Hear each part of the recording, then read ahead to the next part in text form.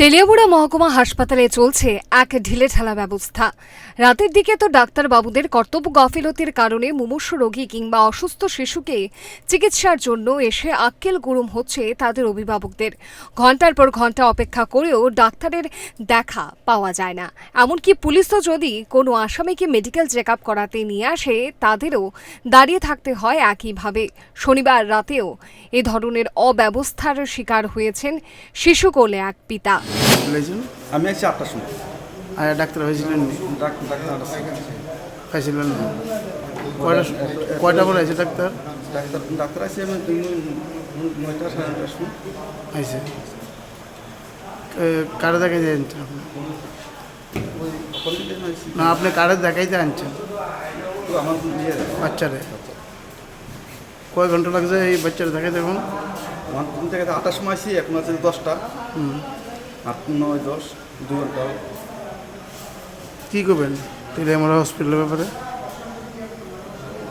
আর কি করবো, যেরকম আছে কপালে এটাই মানতে লাগবো। আর কী করা?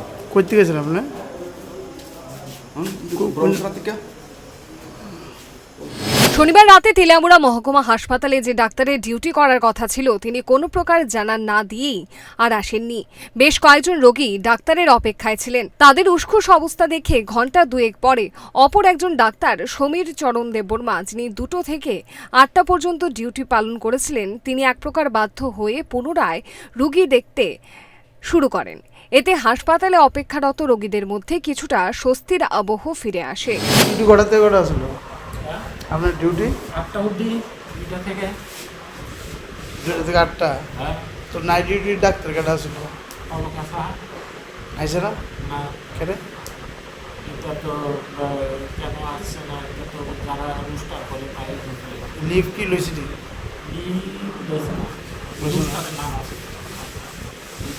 হ্যাঁ, রুস্টারের নাম আছে। তো তাই নিয়ে ফোন টোন করা হয়েছে না? কোন ধরে না কেউ এইগুলো সমস্যা।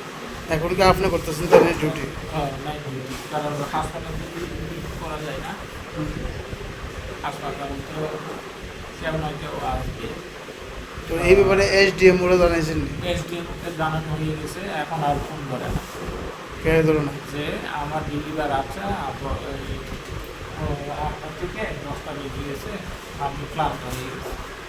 তো এসডিএমও প্রথম দিকে ফোন ধরেছিল যে, কিন্তু এরপরে আর ফোন ধরে না। সে বলে যে লিলি মককে ফোন করো, হ্যাঁ লিলি মককে ফোন করো। তো লিলি মককে ফোন করলাম, তার ফোনে সুইচ অফ। লিলিমককে?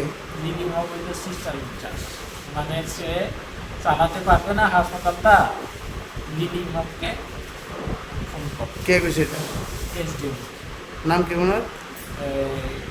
ডাক্তার রাজাল জমাতিয়া। এই মহকুমায় হাসপাতালের এসডিএমও রাজা জমাতিয়া, তিনি অন্যান্য ডাক্তার কিংবা স্টাফদের প্রতি কোনো কড়া মনোভাব নিতে পারছেন না। তিনি নিজেই প্রাইভেট চেম্বার খুলে রোগী দেখছেন। এতে অন্যান্য ডাক্তাররাও এভাবে সুযোগ নিচ্ছে। স্বাভাবিকভাবেই কর্তব্যে গাফিলতি দেখা দিতেই পারে। এদিকে হাসপাতালে আসা রোগীদের কি হবে, এ নিয়ে কার কি আসে যায়, এমনই অবস্থা। Bureau report, Times 24 network. জুড়ে থাকে বাঁধন আপনার চেয়েও আপন, জুড়ে থাকে বাঁধন আপনার চেয়েও আপন,